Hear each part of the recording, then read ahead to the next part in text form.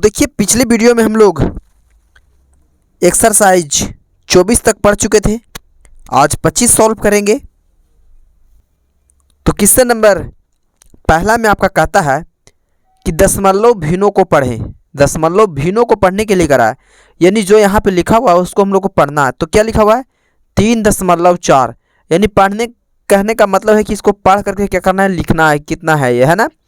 तो यहाँ पर लिखा हुआ है 3, तो सबसे फर्स्ट वन में यहाँ पे क्या लिख लेंगे हम लोग, लिखेंगे 3। ठीक है, 3 के बाद देखिए यहाँ पर दशमलव है तो दशमलव लिखा जाएगा। क्या लिखेंगे, दशमलव लिखेंगे,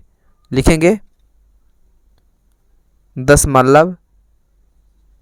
3 दशमलव कितना है, 4 है, तो यहाँ क्या लिख लेंगे, 4 लिख लेंगे। यही क्या हो जाएगा, इसका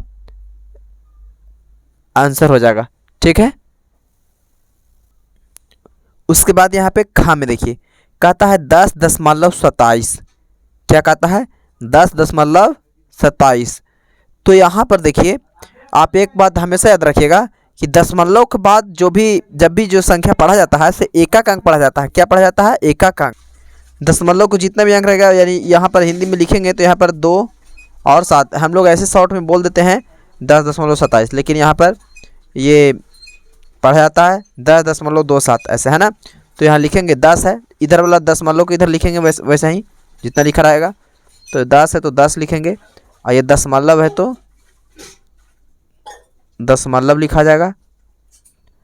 और 10 दशमलव हो गया, और ये 2 है तो यहाँ पर क्या लिखेंगे 2।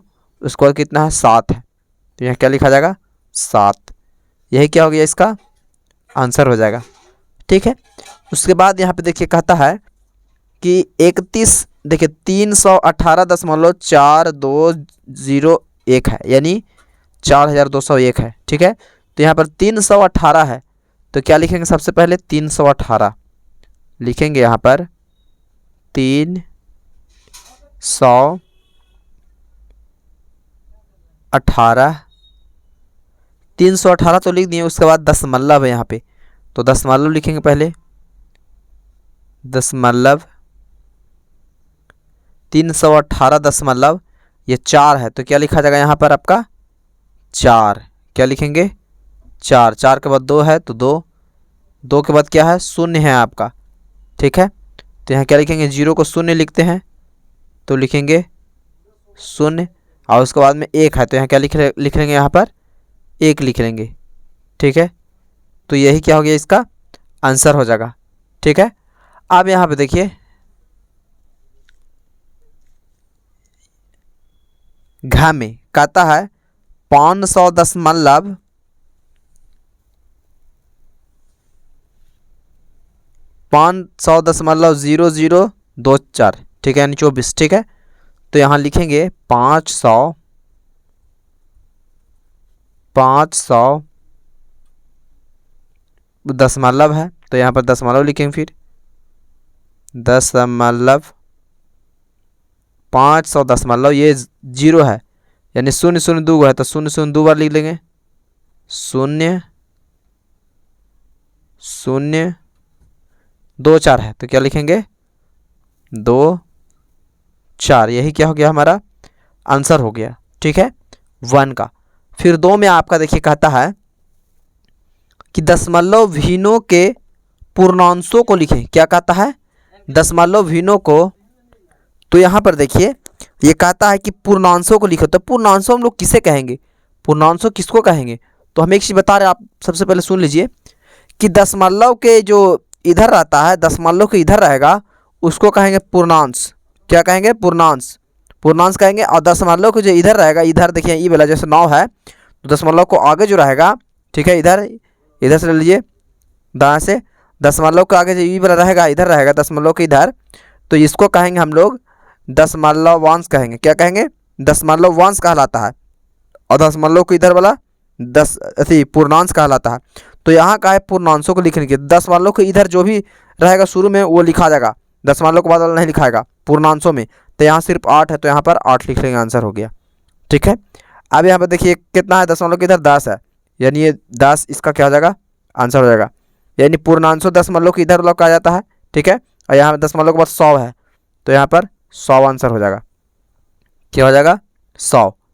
ठीक है, इसको क्या हो गया, ये पूर्णांश हो गया। ठीक है, दशमलव के इधर वाला संख्या मतलब 100 जो हो गया से पूर्णांश हो गया, और ये 201 ऐसे दशमलवांश हो गया। ठीक है, अब यहाँ पर देखिए 3 में आपको वही क्वेश्चन कहता है सेम, इसको आप लोग देख लीजिएगा। सेम देखिए यहाँ पर कहता है जैसे कि यहाँ देखिए दशमलव भिन्नों को दशमलव वाले भाग यानी 10 को लिखे।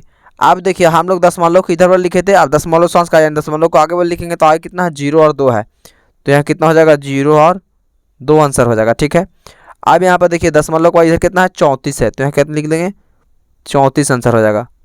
ठीक है, अब दशमलव का देखिए यहाँ पर कितना है 0 0 1 है, तो यही क्या हो जाएगा आपका, यही आंसर हो जाएगा।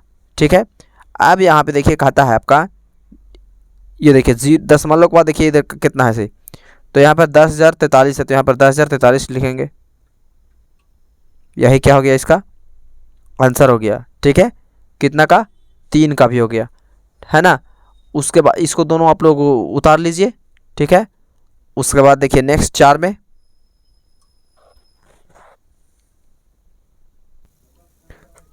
देखिए 4 में कहता है कि दशमलव भिन्नों को साधारण भिन्नों के विस्तारित रूप में लिखना है। इसको किस में लिखना है, विस्तारित रूप में लिखना है। ठीक है, मतलब तोड़ करके लिखना है। तो सबसे फर्स्ट वन में यहाँ पे देखिए 25.14 है, 25.14, तो जो भी दशमलव को पहले है पहले वही संख्या लिखा जाएगा। और यहाँ पर देखिए देखिए यहाँ से, देखिए यहाँ से पढ़ेंगे हम लोग इकाएँ और ये दहाएँ। ठीक है, तो यानी दहाएँ देखिए यहाँ पर, यानी पहला संख्या ये दशमलव के बाद पहला संख्या, तो पहला 0 बैठेगा यहाँ पर, दूसरा संख्या 4 2 0 बैठेगा। तो हम देखिए बनाते हैं। ठीक है, 2 को बनाएंगे, अपने समझ में आ जाएगा। इसको लाइन अप कर देते हैं। जैसे ये 25 था, तो यहाँ पर 25 के 25 लिख देंगे क्योंकि दशमलव को इधर है। अब यहाँ पर प्लस देना दशमलव के जहाँ पर, अब यहाँ दशमलव के बाद एक संख्या तो 1 लेंगे, और दशमलव के बाद एक कैमा संख्या है, पहला संख्या है, तो 1 पर 1 0 बैठाएंगे, फिर प्लस लिखेंगे। अब 1 वाला लिख लेंगे, अब 4 वाला लिखेंगे, 4 के 4 लिखेंगे।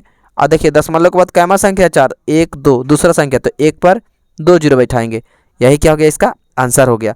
सेम उसी तरीके से ये सिर्फ 4 है, यहाँ 25 था तो यहाँ 4 है, तो 4 लिखेंगे, प्लस के प्लस, ये 2 के 2 लिखेंगे। 2 देखिए यहाँ पर दशमलव का पहला संख्या, तो हम यहाँ पर 1 पर 1 0 बैठाएंगे, फिर प्लस 3 लिखेंगे, तो दूसरा संख्या ये हो गया, तो 2 0 फिर प्लस, फिर 5 वाला लिखेंगे, तो यहाँ 1 2 3 यानी 5 पर नीचे 3 0 बैठाएंगे। यानी ऐसे करना है, यहाँ पर 1 0 2 0 3 0 ऐसे करना है, जितना संख्या रहेगा उतना शून्य बढ़ाते जाएंगे हम। ठीक है, अब उसके बाद में गा में देखिए ये 10 है तो 10 हो जाएगा, प्लस ये 0 के यहाँ पर 1 0, फिर यहाँ पर 100 हो जाएगा, फिर यहाँ पर 1000 हो जाएगा। ठीक है, तो यही क्या हो गया हमारा 4 का भी क्या हो गया, ये आंसर हो गया। ठीक है, 4 का ये ऐसे ही बनेगा सेम। तो आज के लिए इतना ही काफ़ी, इसको आप लोग उतार लीजिए।